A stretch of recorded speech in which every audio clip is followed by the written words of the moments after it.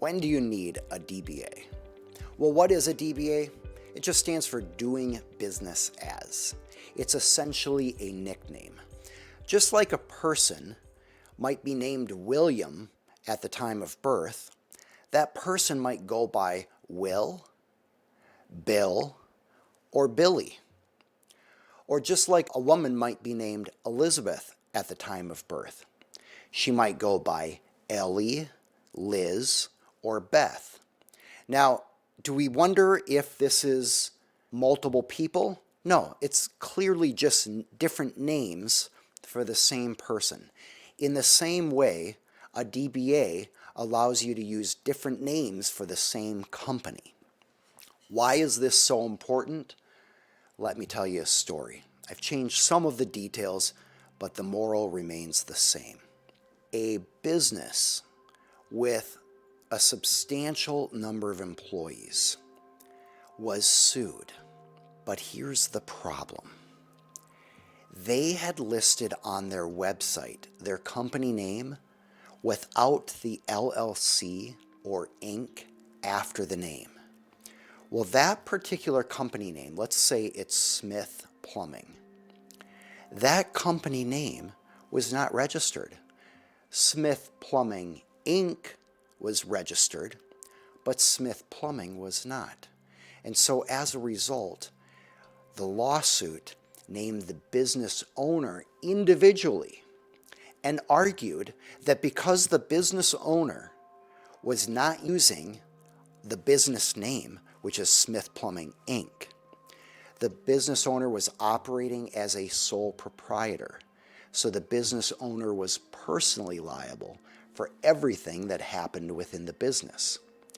Now the business owner argued, no, I was under Smith Plumbing, and everybody knows that means Smith Plumbing Inc. But then the question came up. If you meant Smith Plumbing Inc., why didn't you use the full name? And if you wanted a DBA, if you wanted to be known as Smith Plumbing, you could have registered a DBA, but you didn't. You didn't register a DBA and you didn't use your legal name. Thus, as far as we can tell, you are operating a sole proprietorship, and as a result, the owner is personally liable for everything happening in the business. So, if you want to avoid being personally liable for what's happening in your business, you want to make sure that either you use your full business name on your website, business cards, emails, and anywhere else that includes the LLC or Inc. at the end, or you register a DBA. Now, sometimes you might say, I want to use a brand name, or we want to create some other names, and that's okay. DBAs are really powerful. You can have a brand name as a DBA. For example, Smith Plumbing Inc. might decide over time that it wants to also provide supplies, and so it's going to have Smith Supplies. But they decide they don't actually want to have two different companies, but they do want to present themselves to the public as Smith Plumbing Services under Smith Plumbing Inc. and Smith Supplies, which sells products. All the same company, but they can register two separate names. Smith Supplies is the DBA. So DBAs are very powerful. You can use them in a lot of different ways. But where you get in trouble is two things. You fail to register a name as a DBA, or you fail to renew that registration each year. So how do you register a DBA?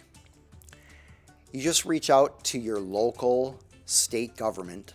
It's the division or office that handles LLC registrations or company incorporations.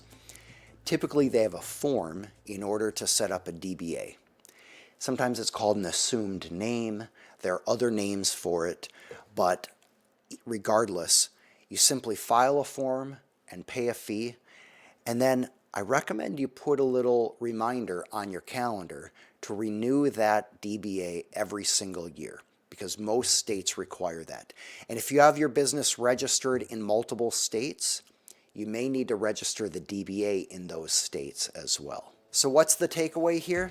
If you want to avoid personal liability, either use your full business name every time you reference your business, or if you want to use a shorter version of your business name, register that DBA.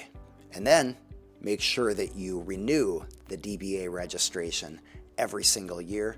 It's a great item to put in your company calendar.